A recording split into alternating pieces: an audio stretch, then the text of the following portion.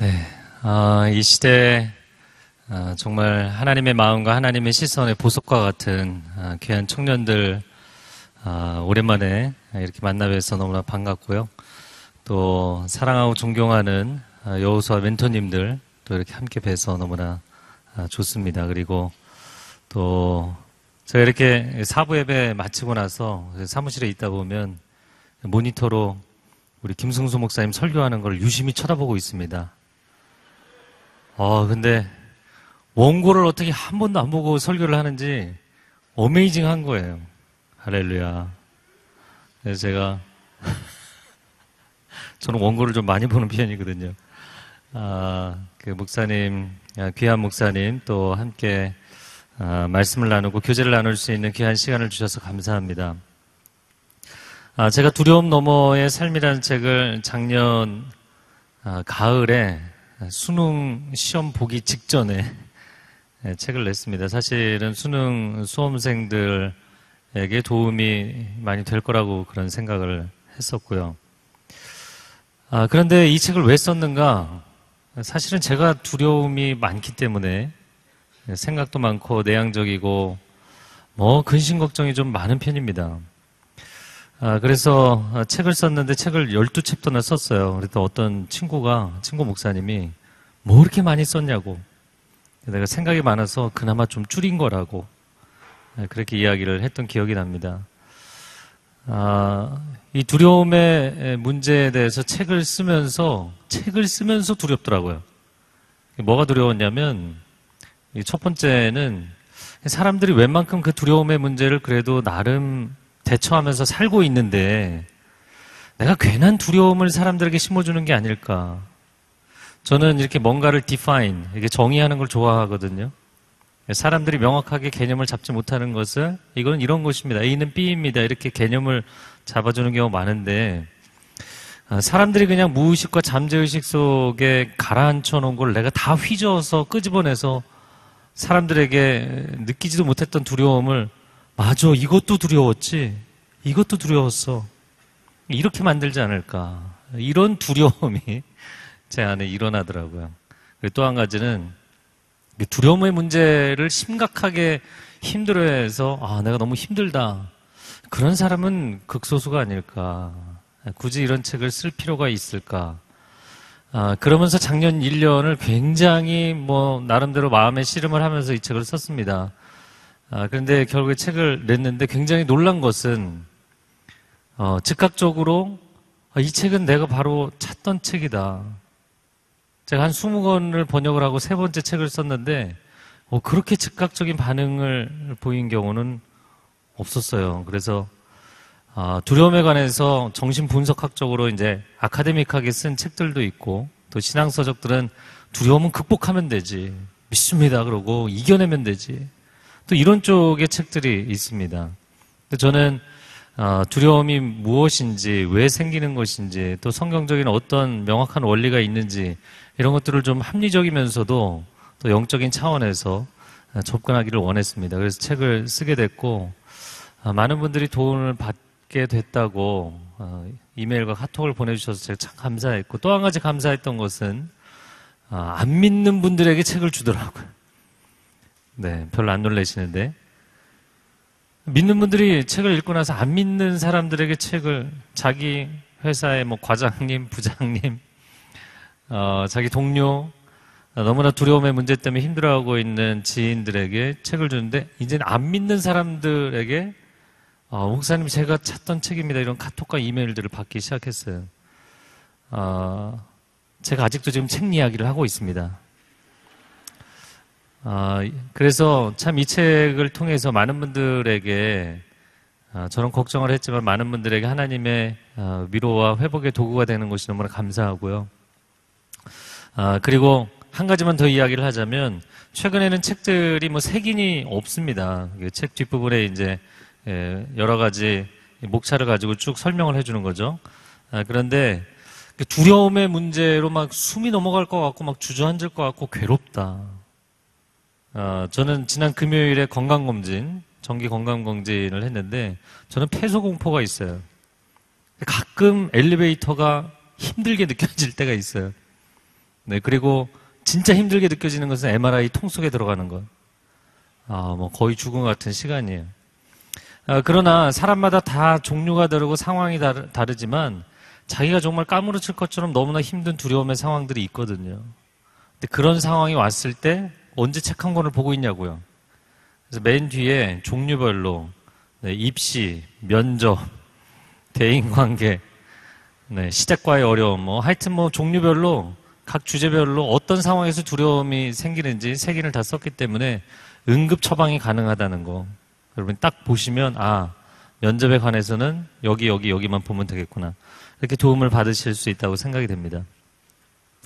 2005년도에 스탠포드 대학의 졸업식에 여러분이 잘 아는 스티브 잡스라는 IT의 거물이었죠. 그 사람이 졸업 연설을 하게 됩니다. 그런데 그가 학생들에게 도전하기를 뭐라고 이야기를 하냐면 죽음을 생각하는 것은 인생의 중요한 결정을 내리는 데 있어서 지대한 영향력을 미칩니다. 왜냐하면 죽음을 생각하는 순간 인생의 실패에 대한 그 어떠한 두려움도 아무런 의미가 없기 때문입니다. 죽음보다 더 두려운 건 없다는 것이죠. 마치 한자의 EJ, 오랑캐를 제거한다 이런 중국 사람들이 얘기한 것처럼 두려움으로 두려움을 제거한다. 물론 그것도 심리적인 하나의 방법이죠. 스티브 잡스는 그런 심리를 사용한 것이죠.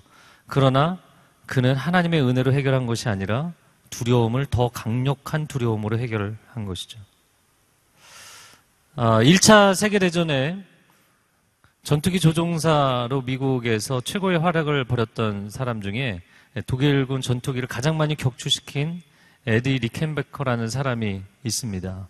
그는 사실 원래 전투기 조종을 할 수 있는 그런 컨디션의 사람이 아니었어요. 시력도 굉장히 안 좋고 그는 부적합한 사람으로 판정이 났던 그런 사람입니다. 그럼에도 불구하고 그가 열정을 가지고 전투기 조종사가 되죠. 최고로 많은 적기를 격추시킨 인물로 그의 전공이 칭송을 받고 그가 용감한 사람으로 사람들에게 칭찬을 받고 언론의 대서특필이 되고 기자들이 인터뷰를 하는데 에디 리켄베커가 이런 이야기를 합니다. 자신의 용기에 대해서 하도 칭송을 하니까 용기란 두려움이 없는 상태가 아닙니다. 용기란 당신이 두려워하는 일을 하는 것입니다. 그렇기 때문에 용기란 두려움이 없으면 용기도 존재하지 않는 것입니다. 여러분 제가 이 책을 두려움을 극복하라, 두려움을 잊어버려라가 아니라 두려움은 파도처럼 언제든지 밀려오는 거예요. 그러나 그 두려움을 어떻게 하면 넘어서는 삶을 살 것이냐, 두려움의 파도를 넘어설 수 있는 인생을 살 것이냐, 그런 이야기를 하고 싶었습니다. 첫 번째, 오늘 본문의 말씀을 다시 한번 자막으로 보여주시면 본문 말씀 앞부분을 한번 첫 줄만 읽어보겠습니다. 시작. 네. 하나님이 우리에게 주신 것은 두려워하는 마음이 아니다. 이렇게 돼 있어요. 여러분 그러면 이 두려워하는 두려움이 여러분에게 상당히 설득력 있게 다가올지라도 그것은 하나님이 주신 것인가요? 아닌가요? 하나님 주신 게 아니라는 거예요. 하나님은 여러분의 마음에 두려움을 주시지 않는다고 돼 있어요.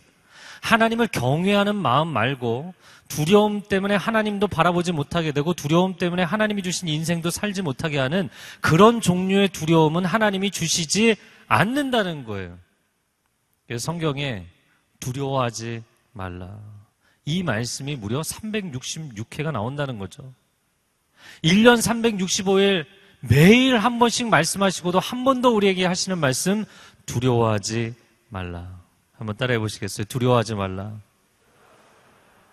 그럼 왜 이 말씀을 이렇게 자주 하실까요? 그것은 우리가 두려움에 너무나 자주 빠지기 때문입니다. 그러면 이 두려움이라는 것이 도대체 무엇인가? 두려움의 정의에 대해서, 두려움의 종류에 대해서, 두려움의 현상에 대해서 앞에 세 챕터에서 이야기를 했는데요. 가장 중요한 한 가지를 이야기한다면 저를 한번 따라해보세요. 두려움은 거짓말입니다. 두려움은 거짓말이에요. 이 앞부분에 그 설명을 하면서 인간이 갖고 있는 여러 가지 불안 증상 중에 정상적 불안과 비정상적 불안을 나눠서 설명을 했어요. 이거는 이제 정신분석학이나 정신치료에서 이야기하는 것입니다. 가령 이런 것이죠. 건물에 화재 경보기가 있어요. 그런데 화재 경보기가 울리면 막 큰 소리를 내면서 사람들에게 경고하면서 울리면 여러분 어떻게 해야 되나요? 지금 만약에 화재 경보기 여기 울려요. 어떻게 해야 돼요? 하죠? 네, 나가야잖아요. 다 대피를 해야 되잖아요. 근데 제가 캐나다, 미국에 있어보고 한국에 있어보니까 캐나다, 미국에서는 실수로 누가 화재 경보기를 울렸어도 무조건 다 이베큐에이션, 다 나가야 돼요. 나갔다가 들어와야 돼요. 근데 한국 사람들은 어떻게 하나요? 절대 안 나가요. 누가 잘못 눌렀겠지. 안전 불감증은 리더들에게만 있는 게 아닙니다. 한국 사람 전반의 문제인데. 자, 만약에 어디선가 화재의 가능성이 있기 때문에 경보기가 울렸다면 그것은 정상적 불안입니다. 여러분이 중요한 시험을 앞두고 있어요. 갑자기 불안해져요. 걱정이 생겨요. 두려워요. 그런데 그 상태가 어느 정도 정상적 범주라면 여러분이 공부를 하도록 만들어주는 중요한 모티브가 되겠죠. 맞나요? 네, 공부 안 하시나요? 공부 다 해봤잖아요. 조금씩은. 그런데 만약에 그 건물의 화재 경보기가 화재가 어디서 나지도 않았는데 연기도 나지 않았는데 아무런 위험성이 없는데 하루 종일 시도 때도 없이 울리는 거예요. 그럼 인생을 살 수 있겠어요? 입주하고 있는 사람들이 사무실에서 일에 집중을 하겠습니까? 아니면 거기서 살고 있는, 거주하고 있는 사람들이 거기에 집중을 할 수 있겠어요? 삶을? 도저히 살 수 없는 거죠. 게다가 무슨 생각이 나겠습니까? 야, 이러다가 정말 어디선가 화재가 나는 거 아니야? 이런 두려움이 밀려오면 자기 인생에 집중을 할 수가 없는 거예요. 마치 그런 것이죠. 중요한 시험을 앞두고, 대입 입시라든지, 여러분 중요한 면접이라든지, 그걸 앞두고 아무런 긴장감이 없는 것도 문제죠. 아무런 긴장감이 없으면 아무 준비도 안 할 테니까. 근데 적당한 긴장감이 있는 것은 정상적 불안이라고요. 그런데 하루 종일 마치 화재 경보기가 울리는 것처럼 수시로 막 두려움이 밀려오는 거예요. 파도처럼. 그러면요, 사람이 정신을 차릴 수가 없어요. 이제 그거를 이제 두려움이 지나쳐서 패닉이 온다 이렇게 표현을 하죠. 사람이 완전히 이렇게 블랙아웃, 불이 다 꺼지는 것처럼 제정신을 차리지 못하게 됩니다. 그러면 그 불안이라는 것은 건강하지 않은 비정상적 불안인 거예요. 적정한 수준의 건강한 불안은 내 인생의 자극제가 되지만 비정상적 불안이라는 건 사람의 인생을 제대로 살지 못하도록 무너뜨리는 힘이 되는 것이죠. 아, 나 이번 시험 중요한데 망칠 것 같아. 내가 회사에서 아주 중요한 프로젝트를 발표를 해야 되는데 나는 프로젝트 발표할 때마다 벌벌벌 떠니까 난 이번에도 엄청나게 떨 거야. 게다가 사장님도 오시지, 임원들이 다 오지, 중요한 바이어들 오지. 나는 이 프로젝트를 프레젠테이션 발표하다가 망칠 거야. 이런 두려움이 막 밀려오는 거예요. 네, 여러분의 얼굴에 긴장감이 역력합니다. 자, 여러분 그런데 그런 생각을 한 번만 하고 사라지는 게 아니라 10번, 100번, 1000번 이걸 계속 반복하는 거예요. 이 반복하는 것을 심리학에서는 뭐라고 표현을 하냐면 부정적인 정신적 리허설이다. 네거티브 멘털 리허설. 자, 오늘 이우람 전사님, 할렐루야. 네, 너무나 충만하게 찬양하시는 거 제가 또 모니터로 보고 있었는데 리허설 하셨잖아요. 그렇죠?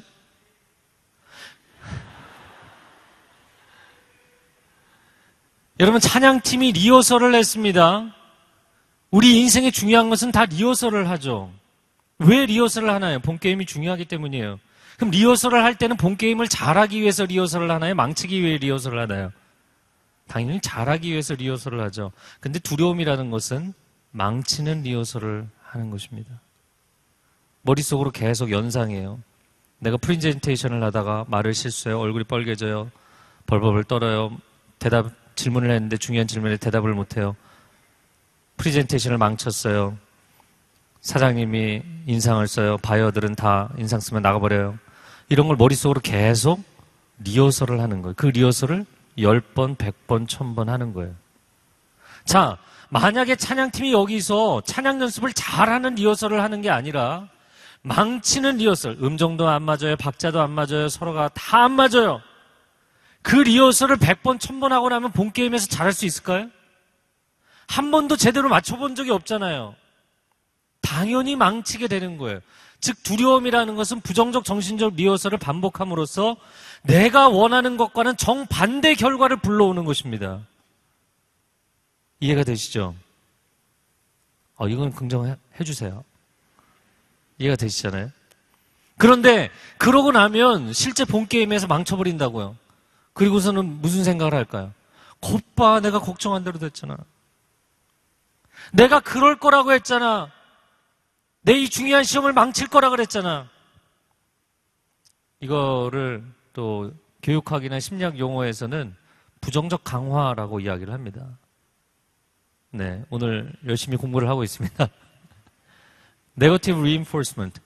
그건 뭐냐면 내가 갖고 있던 두려움이 맞는 것이었고 합리적이었다라고 더 큰 확신을 갖게 되는 거예요. 그래서 그 다음에 또 비슷한 상황이 되면 이번에는 더 강력한 두려움이 쓰나미처럼 밀려오는 거예요. 그리고 사람은 이런 두려움에 사로잡히면 자기 인생을 제대로 살 수가 없는 것입니다. 두려움은 거짓말입니다. 내가 두려워하지 않았다면 그 일은 일어나지 않아요. 물론 두려워하지 않았어도 프리젠테이션 하다가 긴장할 수도 있죠. 그러나 100번, 1000번 망치는 리허설을 한 것처럼 망치지는 않게 돼 있어요. 당신이 두려워했기 때문에 그 일이 일어나는 거예요. 이게 비정상적인 불안 장애라는 것입니다. 대표적인 케이스를 한 가지 이야기를 한다면 보이스피싱이에요. 저는 제 눈앞에서 보이스피싱을 당하는 걸 봤어요. 여러분은 보이스피싱을 당하신 분이 계신가요? 네, 손 들지 마세요. 저는 제 앞에서 어떤 한 목사님이 보이스피싱을 당하는 걸 봤어요.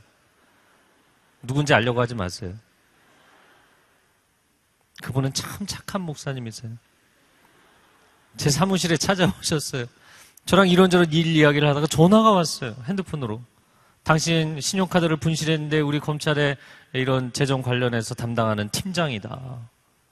검사라고 자기가 전화를 한 거예요. 저는 의심이 많은 목사고 그분은 착한 목사님이에요.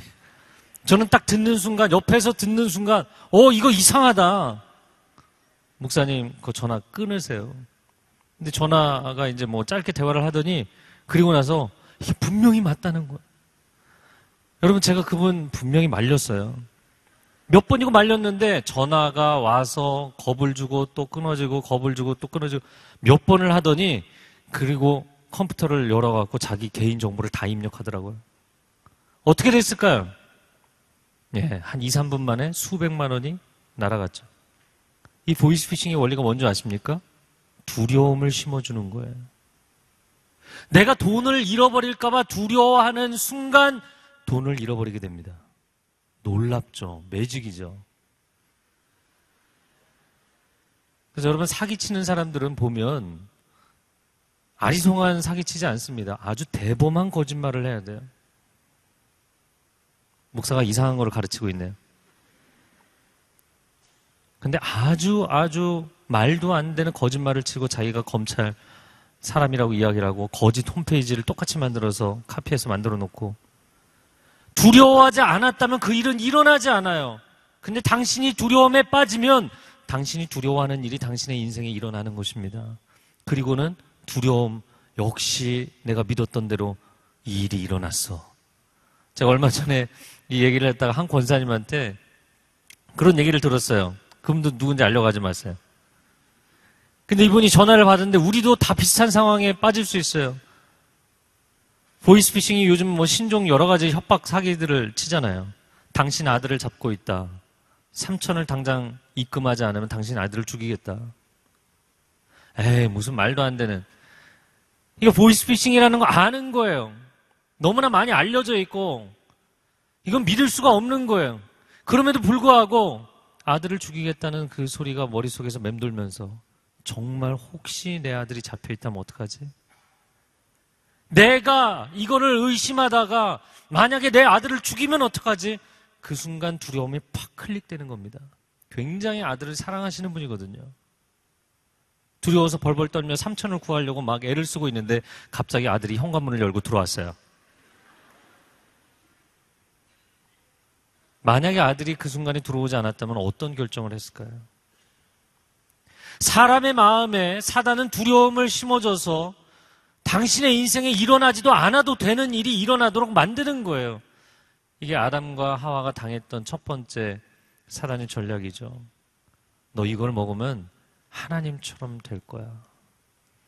여러분, 그들이 하나님처럼 되지 못할까봐 우리 인생이, 우리 존재가 업그레이드 될 수 있는 절호의 기회를 놓치는 거 아니야? 이런 두려움이 생긴 것이죠. 그런 두려움을 사람의 마음에 심어줘서 자기들이 업그레이드 되는 게 아니라 디그레이드 될까봐 걱정했는데 실제로 자기들이 두려워한 대로 디그레이드 됐죠. 타락했죠. 인생이 무너졌죠. 여러분, 두려움의 문제는 그런데 우리가 스스로 극복하기 너무나 어렵다는 거예요. 왜냐하면 인생은 날마다 믿음으로 살아가는 것이거든요. 건축가가 아무도 없는 터전에 이런 건물을 세운 것은 오직 믿음으로 세운 것입니다. 봄날에 아무런 곡식이 보이지 않음에도 불구하고 믿음으로 농부가 씨앗을 뿌리는 것이잖아요. 사업가는 믿음으로 투자하는 것이고요. 학생들은 믿음으로 책상에서 열심히 공부하는 거잖아요. 여러분이 오늘 여기를 오면서 전철을 타신 분도 있고 버스를 타신 분도 있고 뭐 차를 타고 오신 분들도 있는데 여러분, 그것도 믿음입니다.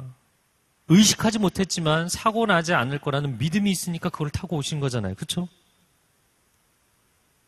모르시나요? 여러분이 적어도 여기까지 걸어서 오셨죠. 어느 정도는 걸으셨잖아요. 우리가 보도블록이든 아니면 교회 구내이든 몇 걸음이라도 걸을 수 있는 이유가 뭡니까? 내가 걸어가는 길에 싱크홀이 생기지 않을 거라는 믿음이 있기 때문이죠. 제가 결혼하신 분들에게는 아침에 아내가 차려준 밥을 아무런 질문도 없이 드시고 온 것도 믿음이라고. 요즘은 보험금 타려고 별일이 다 일어나거든요. 여러분, 친구를 만났어요. 친구가 건네준 음료수를 아무런 질문도 없이 마시는 것도 믿음이죠. 인생은 사실 매 순간 믿음입니다. 믿음 없이는 살 수 없어요. 그런데 하나님은 우리에게 하나님의 언약에 대한 긍정적인 믿음을 심어주시지만 사단은 우리에게 거짓말을, 아주 부정적이고 강력한 두려움이라는 믿음을 우리에게 심어주는 거예요. 그래서 우리가 크리스찬임에도 불구하고 하나님의 약속의 말씀을 믿는 것이 아니라 두려움에 사로잡혀서 살아가면 그건 하나님 믿는 게 아니고 사단을 믿는 거예요. 두려움의 종로로 탄다는 것은 사단의 종로로 타는 거예요. 그러면 자, 다시 한번 디모데후서 1장 7절 말씀을 보여주시면 하나님이 우리에게 주신 것은 두려워하는 마음이 아니요. 자, 우리가 구문 연구할 때 뭐 국어든 아니면 영어든 A가 아니고 B다. Not A but B. 그러면 앞부분이 두려움이 아니라고 그랬으면 뒷부분에 뭐가 나와야 정상인가요? 뒷부분에 상응하는 표현은 뭐 평안이나 평강 아니면 용기, 담대함 뭐 이런 게 나와야 되는 거 아닌가요? 그렇죠? 네. 지금 배가 고프셔서 머리가 빨리 안 돌아가시는 것 같아요. 그런데 뒷부분에 전혀 이상한 표현이 나왔다는 거예요. 다시 보여주시면 두려워하는 마음이 아니라 능력과 사랑과 평강이라고 돼 있어요. 능력과 사랑과 평강? 여러분, 이 세 가지는 두려움을 넘어서게 해주시는 평강과 담대함에 이르는 솔루션입니다.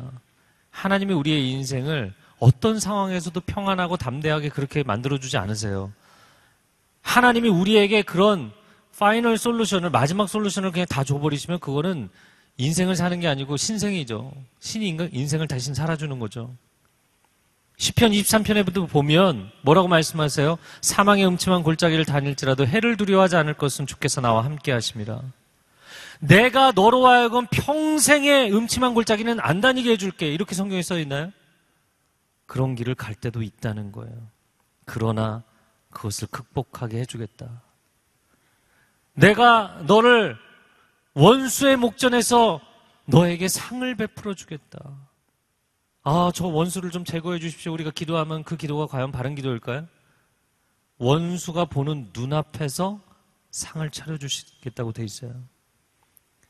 여러분, 환경의 어려움, 관계의 어려움 자체를 사라지게 해주시는 분이 아니라 그 어려움을 넘어설 수 있는 힘을 주시는 분이 하나님이신 줄로 믿습니다.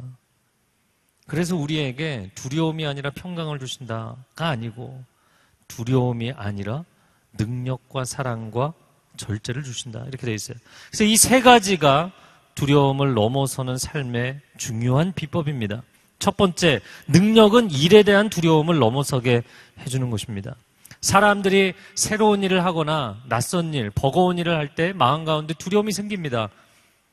처음에 회사에 입사했을 때 어떻게 돌아가는지도 모르고 내가 무슨 일을 해야 될지도 모르고 사수가 가르쳐주는데도 제대로 일을 못하고 막 두려움과 근심 걱정이 생기죠. 그러나 연차가 쌓이면서 2년, 3년, 5년, 10년 눈 감고도 할 만큼 그 일에 익숙해지고 실력이 생기면 일이 두려워지지 않죠. 그 일에 대해서 오히려 재미가 생기고 기대감이 생기기도 합니다. 자, 능력이 두려움을 넘어서게 하는 해법이라는 것에 대해서 우리가 잘 아는 다윗과 골리앗 이야기를 해보겠습니다. 블레셋의 거인 장수인 골리앗, 그 앞에 이스라엘 병사들이 다 두려워서 떨었어요. 왜 그랬나요? 그는 키가 무려 2m 70입니다. 그리고 갑옷으로 입고 있는 그 무게만 57kg. 그러니까 성인 사람 하나를 옷으로 입고 있는 거예요. 그런데 몇 년 전에 미국의 굉장히 유명한 그 작가 중에 한 사람이 데이비드 앤 골리앗, 이 다윗과 골리앗 책을 써냈는데 골리앗을 거인병 환자라고 써놨더라고요. 그래서 다윗이 이겼대요. 허우대만 멀쩡하지 사실은 제대로 거동도 못하는 거인병 환자라는 거예요. 그래서 제가 그게 왜 아닌지에 대해서 조목조목 또 책에 써놨어요. 여러분, 성경에 뭐라고 되어 있냐면 골리앗은 그냥 전시용으로 나와 있는 사람이 아니었어요. 그는 어려서부터 용사임이라 챔피언이라는 단어를 쓰는데 그는 수많은 전쟁에 나가서 승리의 전적을 가지고 있는 사람입니다. 그냥 그 게임에 그냥 쇼하려고 나온 사람이 아니었다는 거예요. 전체 성경의 문맥을 안 읽고 그분이 이야기를 하신 건데 결국에 많은 사람들이 두려워 떨었어요. 자, 여기서 중요한 포인트가 있는데요. 저를 한번 따라해보세요. 두려움은 현실에서 비현실로. 자, 잘 기억하세요. 두려움은 현실에서 비현실로고요. 자, 또 한 가지를 따라해보세요. 믿음은 비현실에서 현실로. 이 차이점이 뭐냐면 이런 겁니다. 두려움이라는 것은 맨 처음에는 굉장히 설득력이 있어요. 현실적으로 볼 때 2m 70에 57kg 갑옷을 입고 수많은 전적을 가지고 있는 그 장수 앞에서 두렵지 않을 사람이 누가 있겠냐고요. 현실적인 판단으로 볼 때 두려움은 당연한 것이죠. 그런데 두려움은 처음에는 당연하게 설득력 있게 딱 들어옵니다. 그러나 클릭이 되는 순간 비현실적인 사이즈로 팽창하게 돼 있어요. 어떻게 팽창하냐면 마치 그 골리앗은 아무리 공격을 당해도 죽지 않을 것 같은 불사신으로 보이게 되고요. 넘어설 수 없는 거대한 산처럼 보이기 시작합니다. 그가 거대한 산인가요? 불사신인가요? 아니죠. 두려움은 나중에 매우 현실적인 설득력으로 시작해서 비현실적인 공포감으로 팽창하게 돼 있어요. 그래서 처음에 두려움이 아무리 설득력이 있어도 그걸 받아들이시면 안 되는 거예요. 나중에 당하게 돼 있기 때문에. 자, 그런데 다윗은 두려워하지 않았어요. 얘가 정신이 없어서 그랬나요? 왜 두려워하지 않았나요? 두 가지 차원의 믿음 때문이었는데 첫 번째는 자기 실력에 대한 믿음이었죠. 다윗이 그냥 허공을 향해서 눈을 질끈 감고 물맷돌을 날렸는데 성령의 바람이 불어서 이마 한가운데 꽂히게 해주셨나요? 아니잖아요. 다윗이 양을 지키면서 수천 번, 수만 번 연습을 했어요. 이걸 어떻게 알 수 있냐면 사사기 마지막 부분에 보면 베냐민 지파와 여타 지파가 전쟁을 하는 장면이 나옵니다. 근데 그 장면에서 베냐민 지파의 기브아 출신의 왼손잡이, 저와 같은 왼손잡이 700명이 나오는데 그 700명이 물맷돌 사수입니다. 궁수가 아닙니다. 이 궁수가 아니에요. 물맷돌 던져서 전쟁을 하는 사람들인데 개혁성경에 뭐라고 표현되어 있냐면 홀이라도 틀림이 없다. 홀이는 뭐냐면 머리카락입니다. 머리카락을 맞춘다는 거예요. 여러분, 올림픽에서 우리나라 최고의 양궁 선수들이 사대에 서서 50m 밖에 있는 타겟에 X10을 맞추면 사람들이 우와, 정말 신기다, 신기. 신궁이다. 이렇게 이야기를 하잖아요. 그런데 이 물맷돌 사수들은 최대 사정거리가 90m입니다.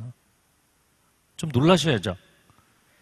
게다가 90m인데 이것을 쏘는 사람도 달려가면서 던지는 거고요. 본인도 무빙하면서 던지는 거고요. 저쪽에 있는 타겟도 무빙 타겟이에요. 그런데 머리카락을 맞추는 거예요. 여러분, 눈 질끈 감고 믿음으로 그냥 던진 거 아니었어요. 실력을 부단히 키웠어요. 그가 들판에서 나뭇가지를 정해놓고 바람에 흔들리는 나뭇가지를 계속해서 던집니다. 100번, 1000번, 2000번, 5000번, 10,000번 안 맞지만 맞을 때까지 계속 던지는 겁니다. 여러분, 물론 여러분은 거의 뭐 학업도 마쳤고 또 아직 공부하시는 분들도 이제 일 시작하신 분들 많이 계시겠지만 실패를 두려워하지 마십시오. 100번, 1000번, 10,000번 실패하는 거 두려워하지 마십시오. 포기하는 인생이 훨씬 두려운 인생입니다. 90m 밖에서 머리카락을 맞추는 실력을 갖출 때까지 계속 가셔야 돼요. 그거를 우리는 프로페셔널리즘이라고 하는 것이죠. 그는 물맷돌을 던지는 데 있어서는 엄청난 자신감이 있었어요. 거기서 오는 믿음. 여러분, 실력을 갖추면 일에 대한 두려움을 넘어서게 돼 있어요. 그런데 또 한 가지 중요한 것은 아까 믿음은 비현실에서 현실로 간다고 이야기를 했는데 내가 아무리 그런 실력이 있을지라도 그 순간은 굉장히 긴장되는 순간이잖아요. 두려운 순간이잖아요. 압박감이 있는 순간이잖아요. 내가 달려가다가 던졌는데 만약에 안 맞으면 골리앗의 손에 잡혀서 칼에 창에 죽는 거잖아요. 그런데 그가 그 중요한 전투를 하나님이 주신 사명으로 받아들였죠. 이건 사명이다. 내 목숨을 걸고 여호와 하나님, 만군의 여호와 하나님의 이름을 모독하는 너를 내가 처형하겠다. 이거를 자기의 목숨을 건 존재를 건 사명으로 받아들였어요. 사명으로 받아들이는 순간 위로부터 하나님의 디나미스, 하나님의 능력이 임한 겁니다. 자, 오늘 본문에 나오는 오직 능력과 사랑과 절제의 그 능력은 일반적인 실력을 얘기하는 것이 아니라 디나미스라는 단어입니다.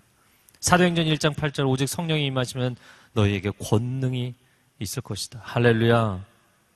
그 권능이에요.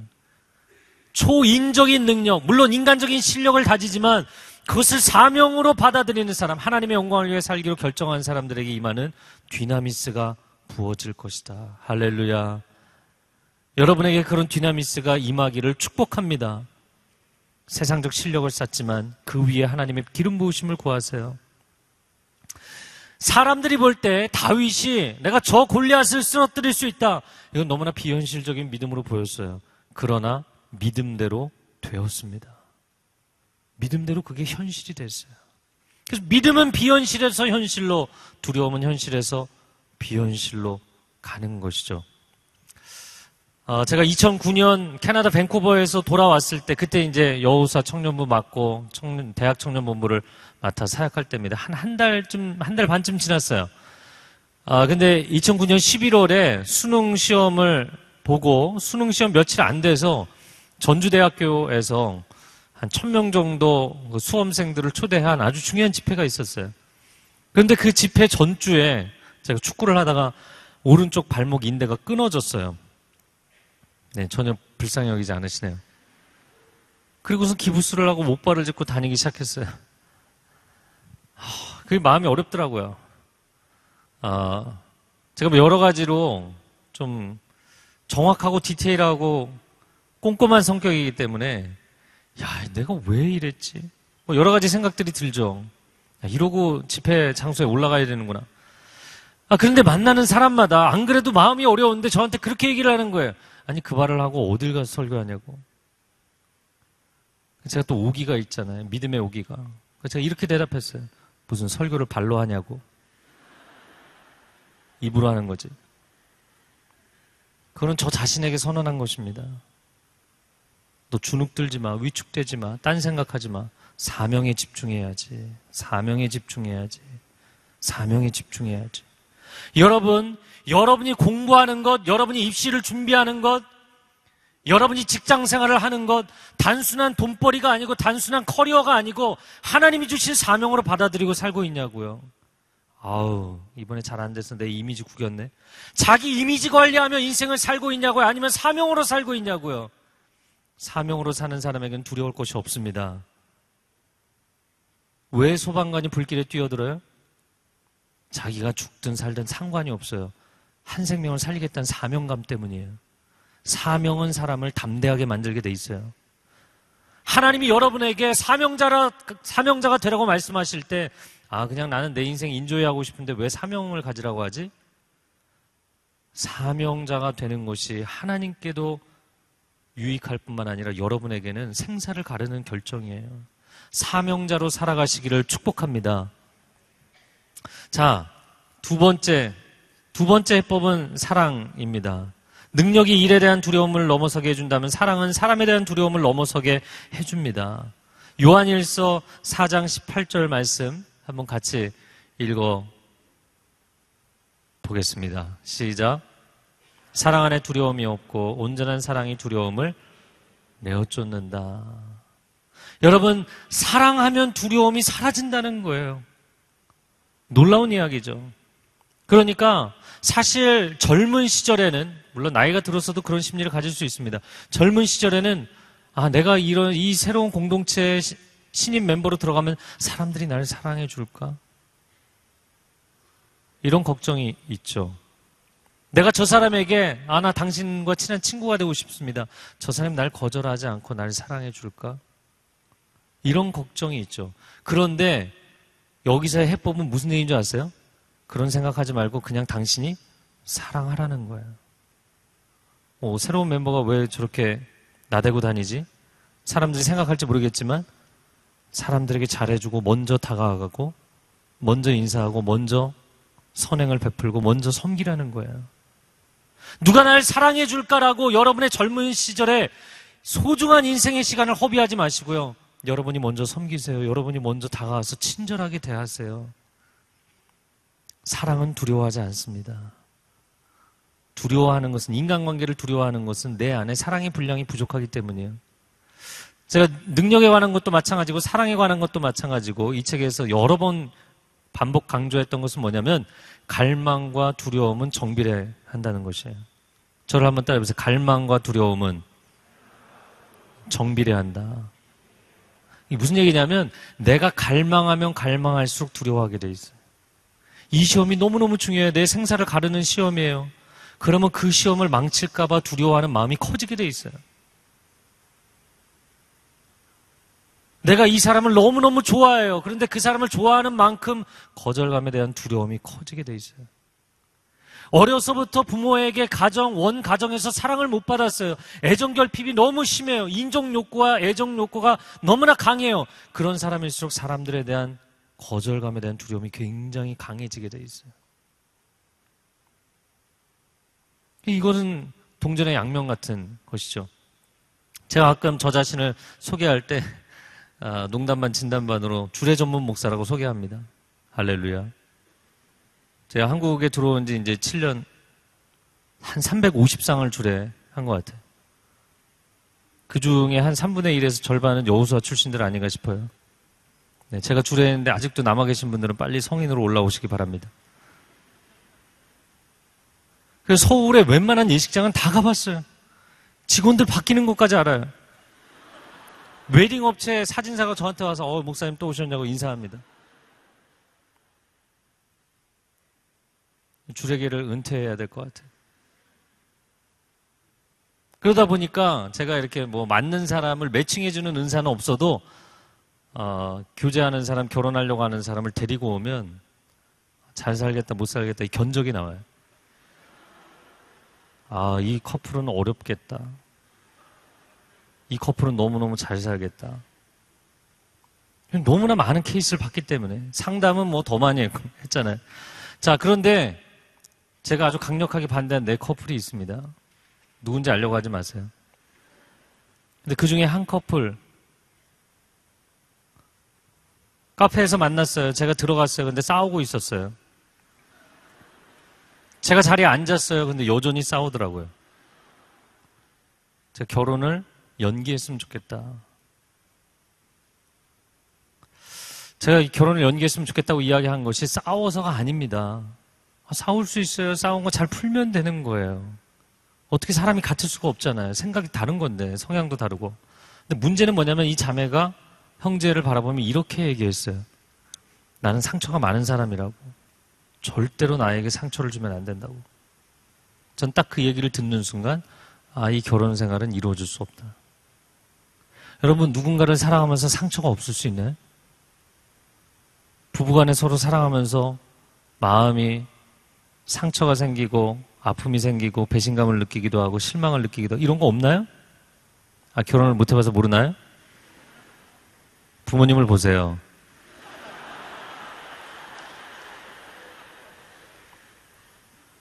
연애에도 마찬가지고요. 친구 간에도 마찬가지고요. 누군가를 사랑해서 마음에 상처가 없을 수는 없어요. 그것은 신도 피해가지 못한 거잖아요.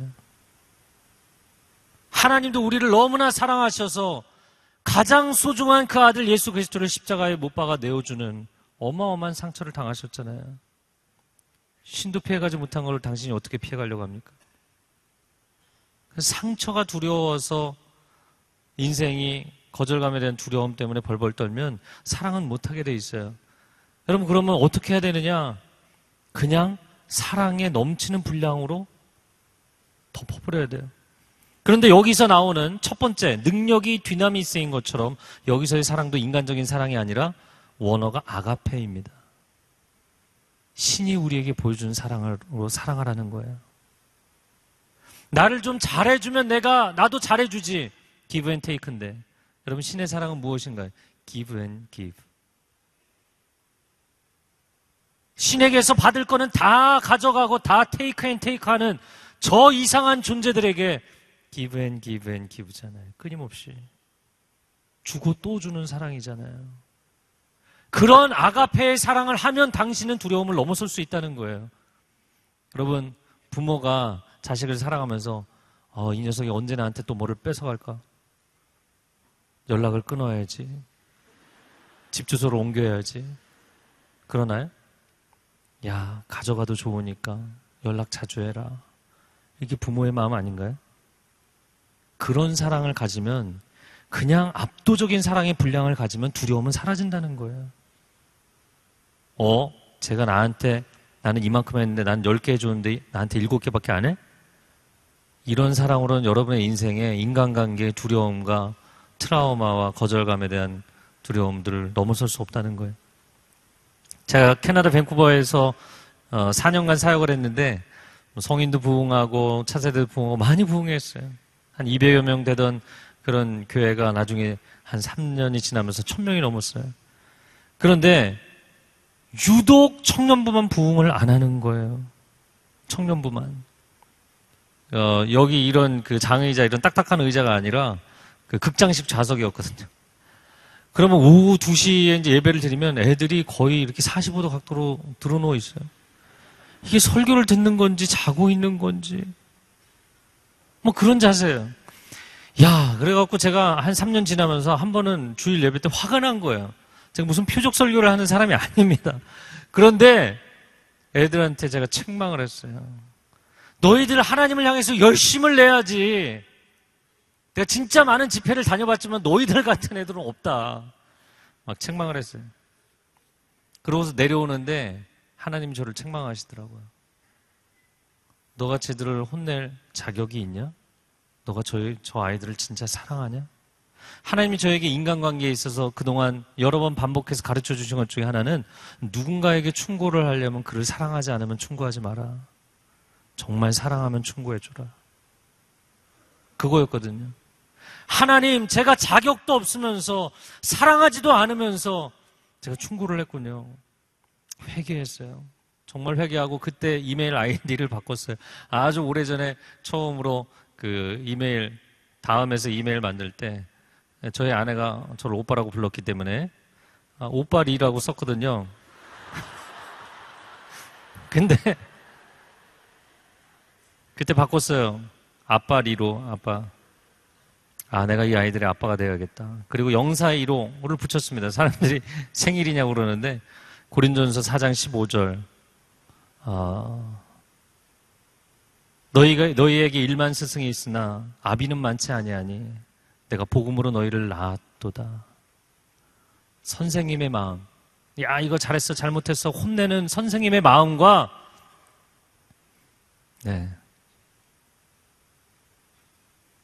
사랑으로 끌어안는 마음, 아비의 마음은 다르다는 거예요. 하나님, 제가 이 아이들의 아비가 되겠습니다. 그리고 부흥한 성인 공동체를, 세계 공동체를 부교육자들한테 다 맡기고 제가 청년부 담당 목사가 되기로 결정했어요. 그리고는 청년 리더십들을 저희 집에 데리고 와서 밥 먹이고 같이 삶을 나누고 눈물로 기도하고 순모임 준비를 하고.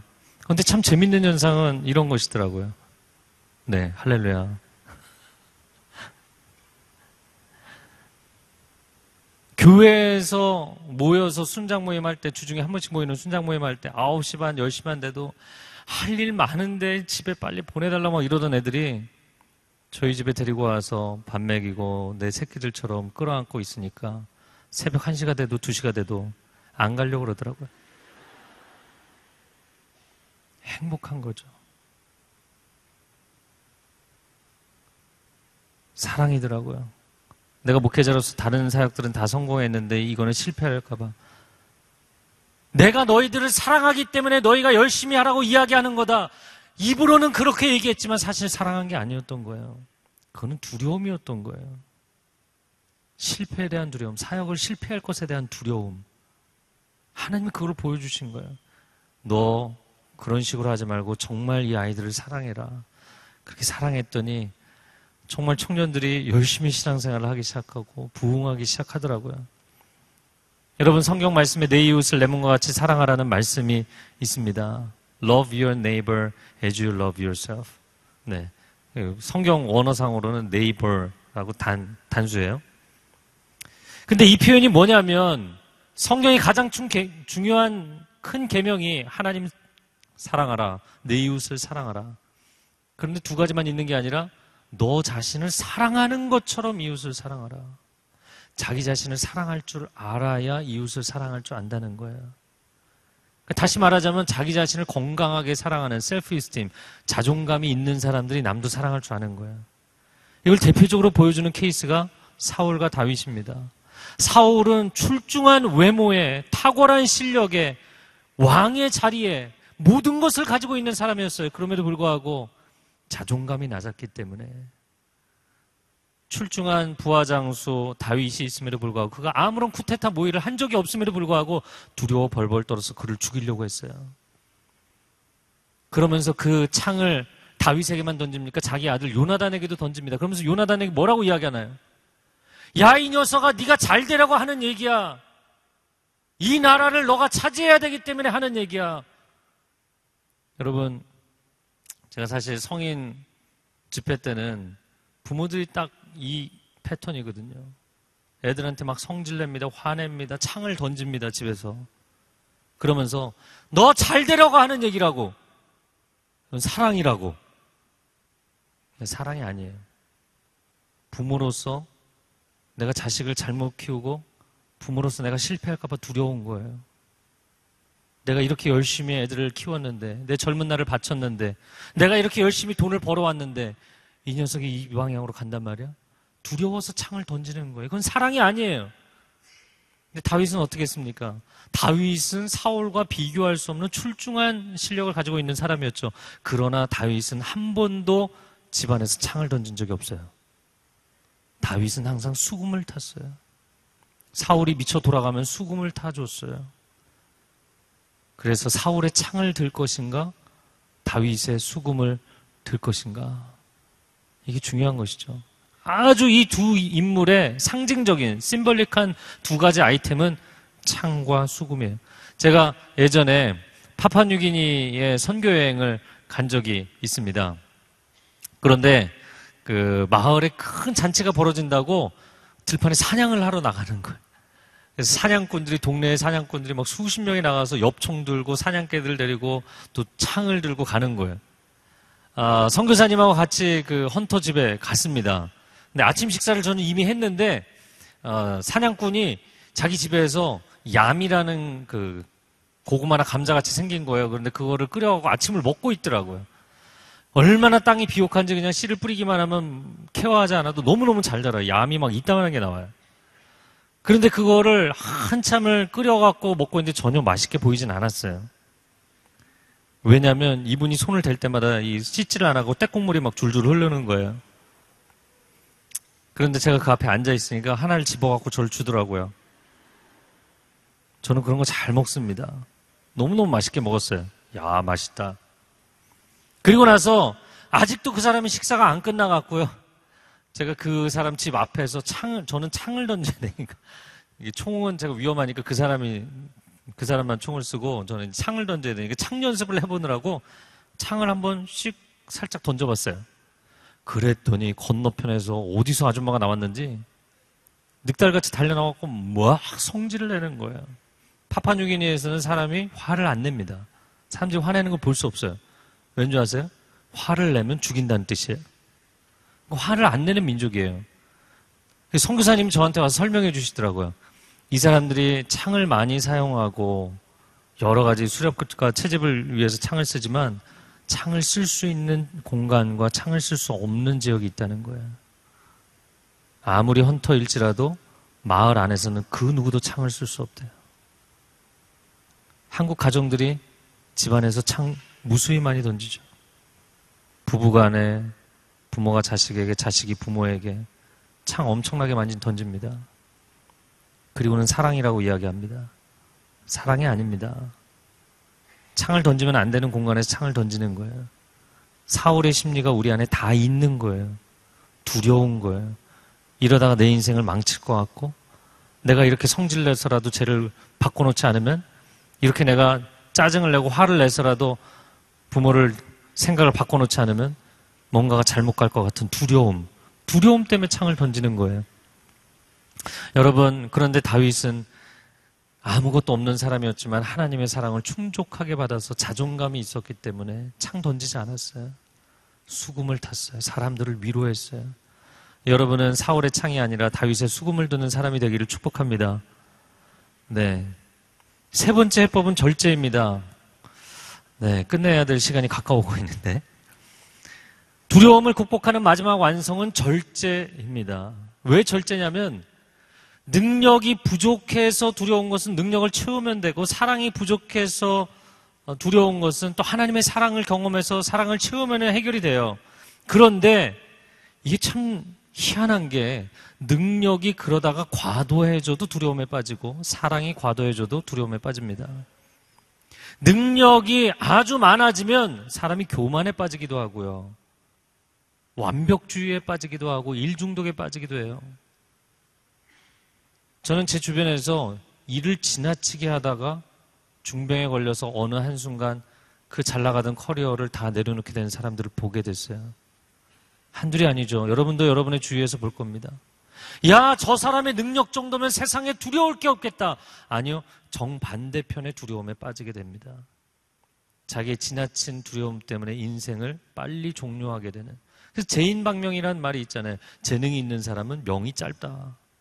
소년 등과 일불행. 소년이 과거에 일찍 급제하면 인생이 불행해진다 라는 것이죠.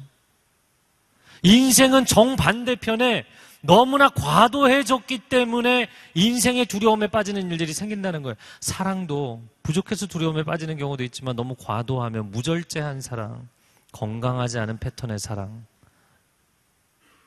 무분별한 사랑에 빠지기도 하죠. 그리고는 후회하게 됩니다. 여러분, 그래서 마지막으로 두려움을 넘어서는 해법은 절제라는 거예요. 자, 그런데 이 절제는 제가 마무리를 해야 될 것 같아요. 절제는 셀프 컨트롤을 얘기하는 것이 아니라 갓 컨트롤을 이야기하는 것입니다. 성경에서 절제를 이야기할 때 NIV 성경 대부분 셀프 컨트롤이라고 번역을 해놨어요. 그런데 이 절제는 사실 셀프라는 단어가 원어상으로 있는 것은 아니거든요. 셀프 컨트롤이라는 것은 control by myself, 내가 컨트롤한다는 거잖아요. 근데 성경이 얘기하는 절제는 내가 마음에 너무 지나쳐도 안 되고 너무 부족해도 안 되니까 적당하게 해야지, 이렇게 얘기하는 절제를 얘기하는 게 아니라는 거예요. 성경이 이야기하는 절제는 God control입니다. Control by God. 하나님께 내 인생이 사로잡혀서 그분이 내 인생을 조절해 가시는 거예요. 그분이 내 인생을 상황에 따라서 때로는 빨리, 때로는 천천히 완급 조절을 하시고 강약 조절을 해나가시면 내 인생은 완벽한 그분의 플랜대로 가게 되는 줄로 믿습니다. 할렐루야. 여러분, 이것이 절제의 축복입니다. 그래서 절제라는 것은 정말 어떻게 보면 약간 매력적인 단어는 아니지만 아주 강력하고 오묘한 단어예요. 이제 저희 아들들이 고등학생이 되고 초등학교 6학년이 되어서 저는 아이들하고 공중제비 돌리고 이렇게 놀지는 못해요, 이젠. 어렸을 때를 생각을 해보면 아이들을 들어서 공중에서 막 돌리면 애들이 너무너무 재밌어 하잖아요. 그거 안 해보셨나요? 너무 오래전인가요? 근데 공중제비 할 때 중요한 특징이 뭔지 아세요? 아이가 몸에 힘을 주면 되나요? 몸에 완전히 힘을 빼고 아빠를 전적으로 신뢰하고 맡겨야 돼요. 그래서 놀라운 것은 내가 아무것도 컨트롤하지 않고 완전히 아웃 오브 컨트롤인 상황, 이거는 내가 전혀 통제하고 있지 않은 상황일지라도 아버지가 나의 인생을 통제하고 있다는, 컨트롤 해주시고 있다는 그 절대적인 믿음 때문에 인조해하는 게 극대치가 되는 거예요. 너무너무 재밌는 거예요. 여러분, 인생이 이 단계까지 가는 것입니다. 마지막 완성, 두려움을 넘어서는 방법. 내가 모든 것을 조종하려고 하면서 하나님은 필요할 때만 와서 도와주세요가 아니라 완전히 내 인생을 하나님께 맡겨버리는 것. 그리고 나면 그분이 가장 오묘하게, 가장 온전하게 내 인생을 이끌어 가실 줄로 믿습니다. 이 시간 함께 기도하겠습니다.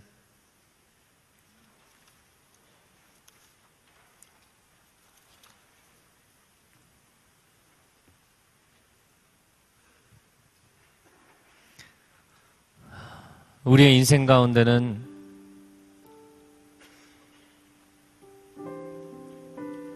분명히 하나님이 주신 약속도 있고 하나님이 주신 비전도 있는데,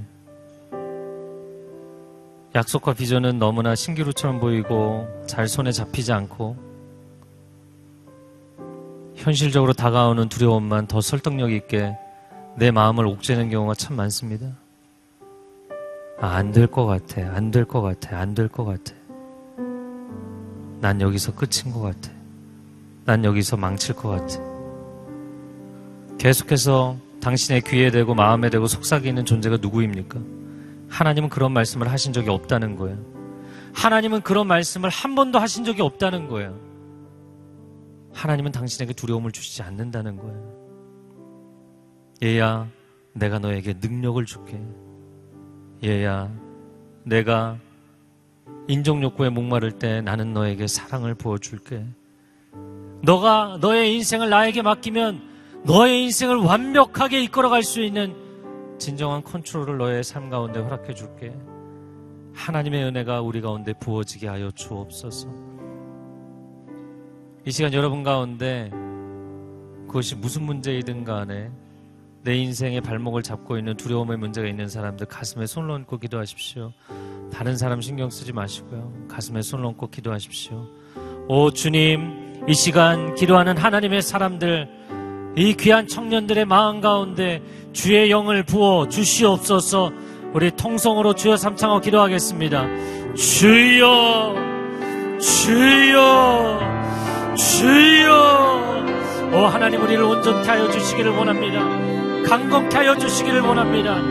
하나님의 사람들에게 하나님의 음성을 들을 수 있는, 하나님의 마음을 깨달을 수 있는 은혜를 허락하여 주옵소서. 세상의 길을 가지 않게 하여 주옵소서. 거짓말에 속아 넘어가지 않게 하여 주시고, 사단의 설득력에 넘어가지 않게 하여 주시고, 우리를 온전케 하시는 하나님, 하나님의 은혜의 장중에 붙들리게 하여 주옵소서. 하나님이 나와 함께 하십니다. 하나님의 인자, 하나님의 은혜가 우리와 함께 하십니다. 하나님 역사하여 주시옵소서.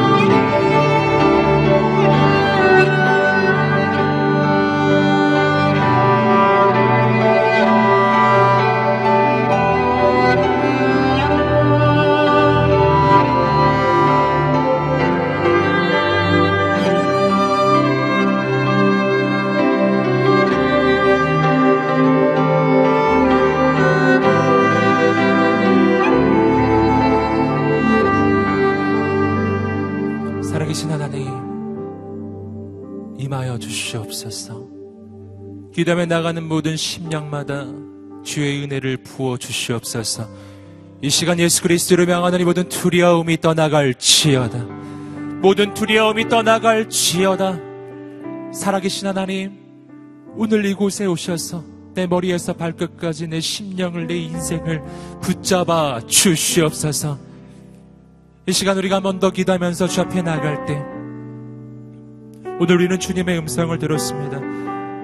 하나님이 우리에게 주신 것은 두려워하는 마음이 아니요 오직 능력과 사랑과 절제하는 마음이니, 아버지, 내 마음에서 두려움을 거두어 주시고 오늘 우리의 인생 가운데 하나님의 능력을 부어 주시옵소서.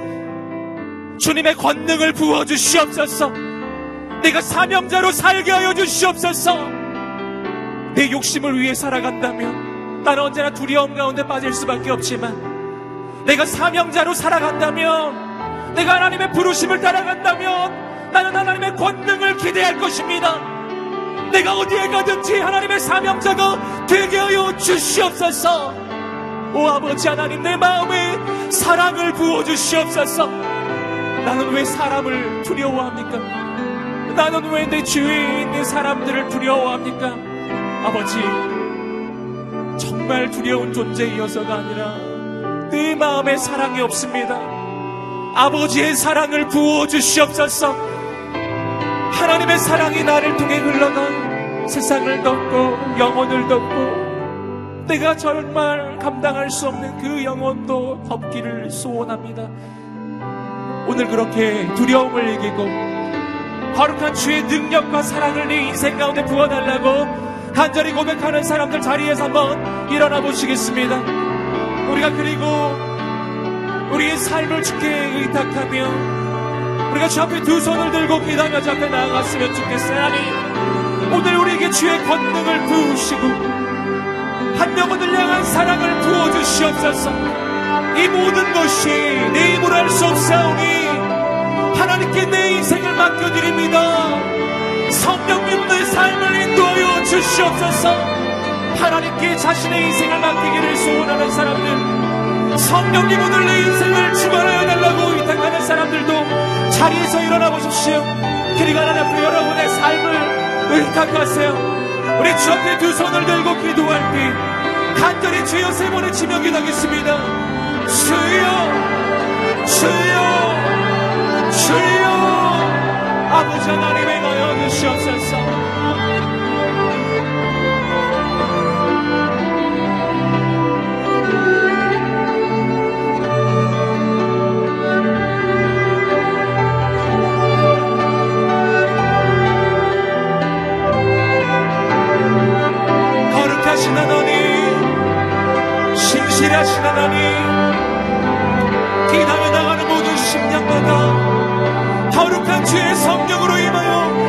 주시옵소서. 거룩한 주의 권능을 부어 주시옵소서. 하나님의 사랑을 부어 주시옵소서. 더 이상 이렇게 살지 않게 하시고 하나님의 그 은혜와 능력으로 채우소서. 아버지 주님만 임하여 주시옵소서. 하나님의 능력으로 임하여 주시옵소서. 하나님께 의탁하는 심령마다 하나님 은혜를 베풀어 주시옵소서. 아멘. 주님 주여 역사하여 주시옵소서. 하나님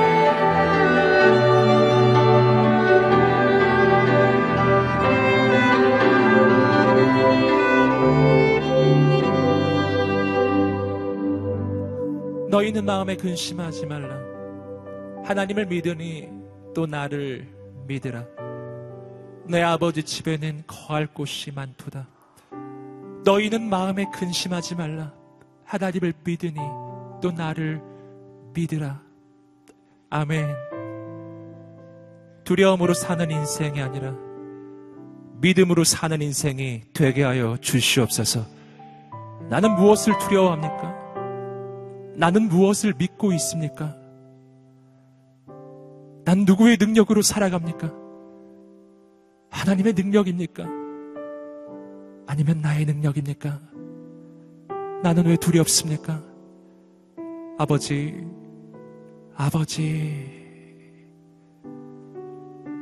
나를 바라보면 두려움이 찾아옵니다. 그러나 내 인생을 붙드시는 하나님을 바라보면 다시 일어날 수 있는 줄 믿습니다. 늘 낭망한 모든 심령마다 주의 성령으로 임하소서. 권능을 부으소서. 사랑을 부으소서. 더 사랑하면 그 사랑이 흘러넘치면 난 품을 수 있을 것입니다. 그 누구든 내가 그렇게 두려워했던 바로 그 사람도 내가 품을 수 있다면 내 인생은 새로워질 줄 믿습니다. 아버지의 손에 맡깁니다. 주의 손에 내 인생을 드립니다. 나의 힘이 빠졌을 때 하나님의 능력이 시작되는 줄 믿습니다. 아버지, 이곳에 오시옵소서. 기담에 나가는 모든 심령마다 역사하여 주시옵소서. 하나님께서 주시는 마음은 두려워하는 마음이 아니요, 오직 능력과 사랑과 절제하는 마음이니 내 삶을 주님의 역사하심으로 채우소서. 예수님의 이름으로 기도드립니다. 우리 살아계신 하나님께 감사와 사랑의 박수를 올려드리겠습니다. 아멘. 주님을 찬양합니다. 이 시간에 매월 둘째 주에 있는 비전 헌금을 드리는 시간입니다. 오늘 드리는 헌금은 다음 세대를 위해 섬기는 드림 터치 포올이라고 하는 그 단체의 사역과 그리고 희망교복 사역을 위해 드려지는데요. 마음 다해 함께 하면 좋겠습니다. 오늘 특수는 특별히 우리 허브 공동체 행화라고 하는 팀이 와주셨습니다. 그리고 귀한 특성과 함께 또 영상 보신 후에 하나님께 헌금을 드리겠습니다.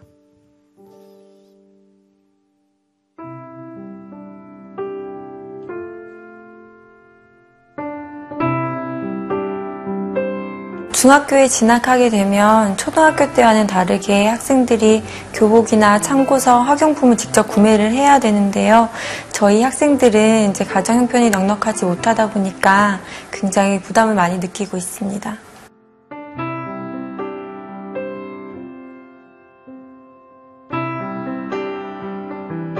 저희 학부모님들은 거의 하루 벌어 하루 생활하다시피 하시거든요.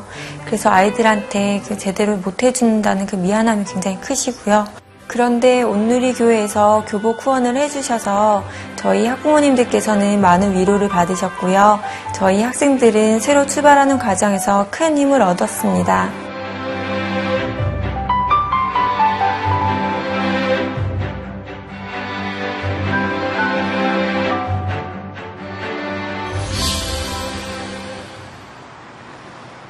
일단 제가 대학교를 포기했었어요. 그 이유는 가족 형편도 별로 좋지 않고 그냥 취업을 해서 빨리 돈을 버는 게 더 좋다고 생각했었어요. 꿈이 되게 막연한 그런 추상적인 거였어요. 그래서 꿈도 약간 꿀 수 있는 자만 꿀 수 있는 그런 거라고 저는 생각을 했었어요.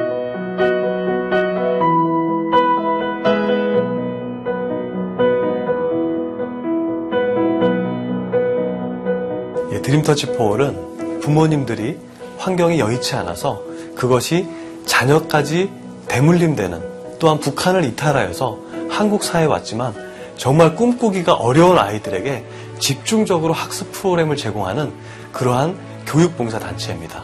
너무나 귀한 것은 이 비영리 교육봉사단체를 통하여서 그 다음 세대를 키우고자 하는 대학생 교육봉사자들이 온다는 것입니다. 오는 과정도 쉽지 않습니다.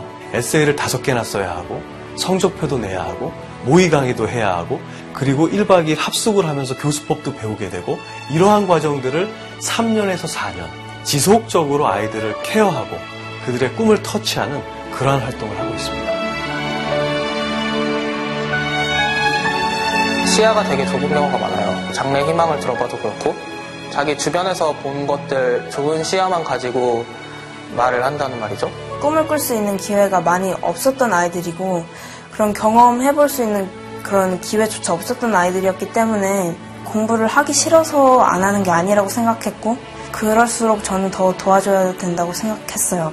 왕복 4-5시간 걸리는 거리였지만 진짜 매일같이 찾아가고 같이 공부하고 하면서 아이들의 이제 눈빛이 변하는 게 느껴지더라고요.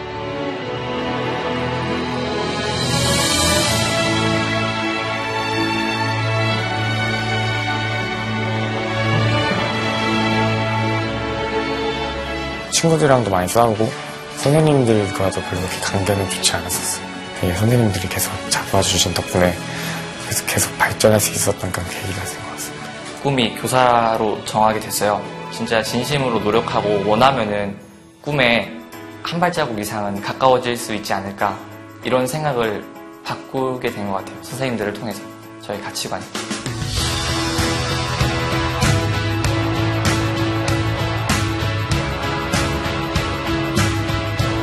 특별히 이번에 서울에서도 교육 여건이 가장 어려운 지역 중에 하나인 은평구의 구타운에 드림터치 학습센터를 설립하고자 합니다. 이곳에서 아이들이 마음껏 꿈꿀 수 있도록 그리고 대학생 봉사자들이 그 다음 세대의 꿈을 터치할 수 있도록 많은 기도와 응원을 부탁드리겠습니다. 3년 동안 공부할 수 있는 환경 만들어서 감사드리고 저도 이렇게 받은 사랑 나눌 수 있는 사람이 되겠습니다. 감사합니다.